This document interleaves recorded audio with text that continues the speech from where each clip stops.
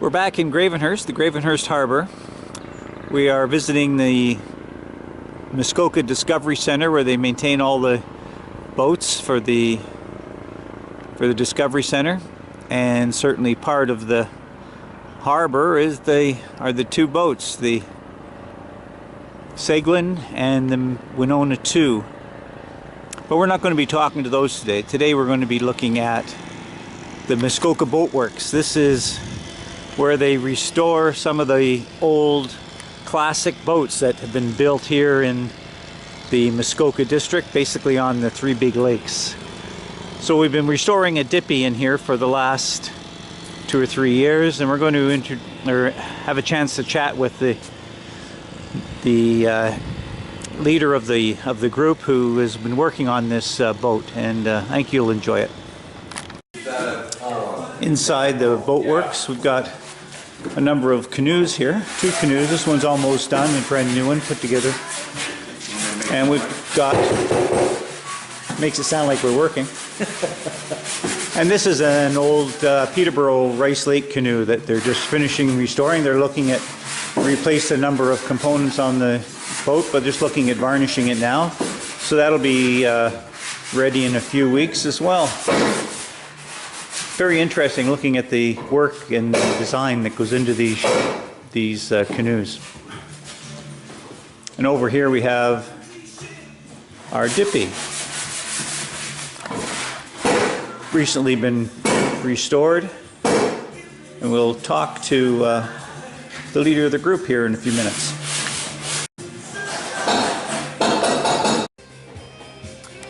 The Muskoka Heritage Boat Works. This is Ron Scott, the custodian of our prize dippy. Ron has been working on this for quite a while, but I'll let him talk to you a little bit about the joys of building a boat. I think we started this boat December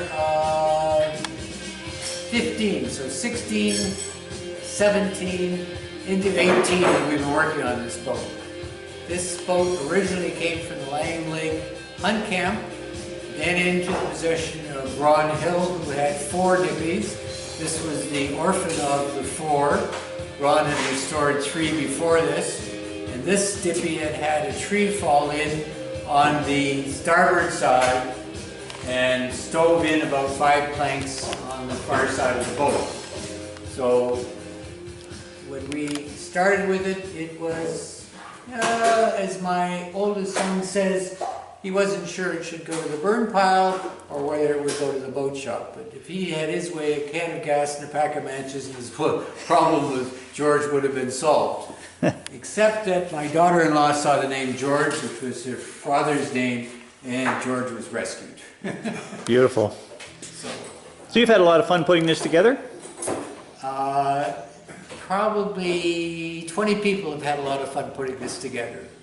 This is part of the Grace and Speed Discovery Center boat workshop, and I'm sure over the period of the 1.5 years we've been working on this, at least 20 people have had a hand in doing some parts of this.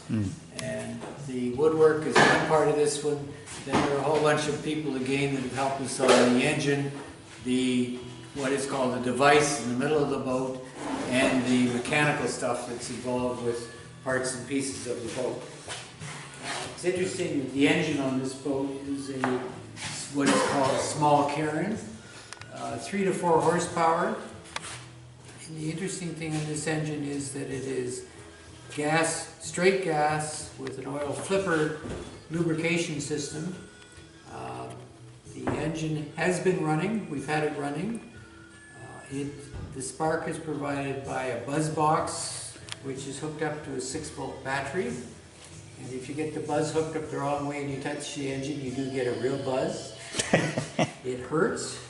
The engine is hooked up to a device in the middle of the boat which allows the propeller to be brought up into the housing in this area, so that if you have something that you hit with the skeg in the bottom, the propeller and the skeg bring the propeller right up into the boat. It'll continue turning, but it's housed in that unit. That's why it's called a disappearing propeller boat.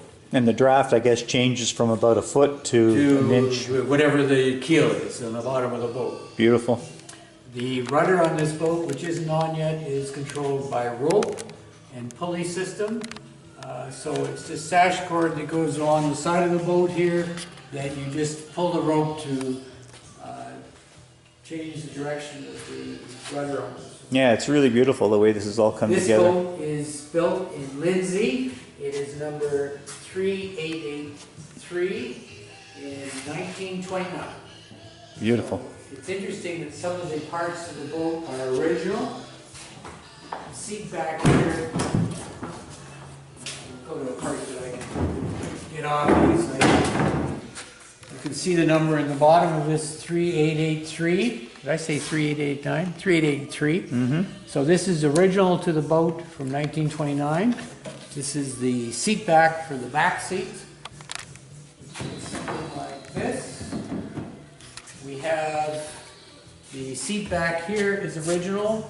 This is the seat bottom is original with the knees. The seat bottom here is original with the knees. These knees basically tie the boat together so it doesn't splay out. They're actually riveted right through the side here and bolted through the seat here. So they Beautiful. hold the boat together. How much longer before you think it's going to be seaworthy? It's seaworthy right now. We want to know when's it going to be launched. When is it going to be launched? As soon as we finish it, which I think we're getting close. We know the engine runs. We know the gas tank holds gas. We've actually soldered all the holes in the gas tank wherever it is. So we know that it will hold gas. Amazing. So it's coming together. Would you do it again? Different boat, sure. Right now, we're going to redo the wheelhouse for a steamboat, and then we're going to see if we can build a steamboat under it when we're finished. Lovely, lovely. Well, okay, Ron, thanks very much for this. I think we'll get an idea, and maybe we'll be able to get back to it when you get it's in the water? when it hits the water.